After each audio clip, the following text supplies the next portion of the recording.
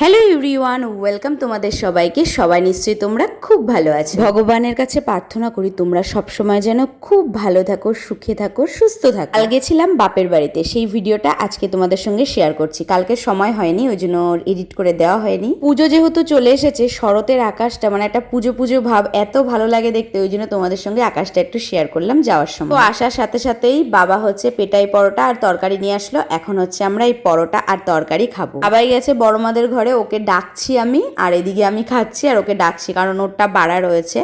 তো চলো এখন হচ্ছে আমরা সকালের এই ব্রেকফাস্টটা করবো। আর এদিকে মা হচ্ছে রান্না বসিয়ে দিয়েছে। প্রত্যেকের মায়ের হাতের রান্না খেতেই খুব ভালো লাগবে, তবে আমার মা খুব সুন্দর রান্না করে। দেখো মাটনটা রান্না করেছে, কালারটা এত সুন্দর হয়েছে তো কি বলবো। তো যাই হোক, এদিকে পড়ছে বাইরে ঝমঝম করে বৃষ্টি।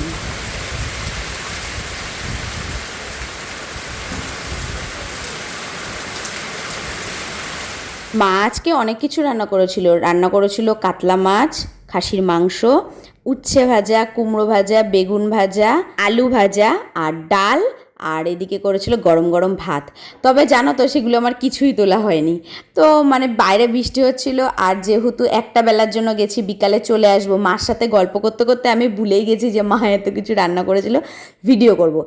আর আমার বর একটু কাজে কল্যাণে গেছিলো, ও যখন আসলো তখন যখন খেতে দিলাম, বাবাকে বললাম বাবা এই পাপার আমি খাচ্ছি, একটু ভিডিও তোল।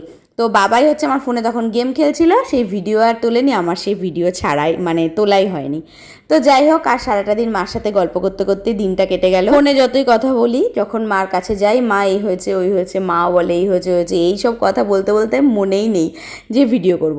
তো যাই হোক, এখন সন্ধ্যের সময় বাবা সিঙ্গাড়া নিয়ে আসলো, সিঙ্গাড়া চা এই সমস্ত খেয়ে এখন বাড়ির দিকে যাচ্ছি। আর এই ভিডিওটা তোমাদের কেমন লাগলো, যদি ভালো লেগে থাকে অবশ্যই কিন্তু লাইক কমেন্ট করে আমার পাশে থেকো। আমি তোমাদের পাশে সব সময় আছি। সবাই ভালো থেকো।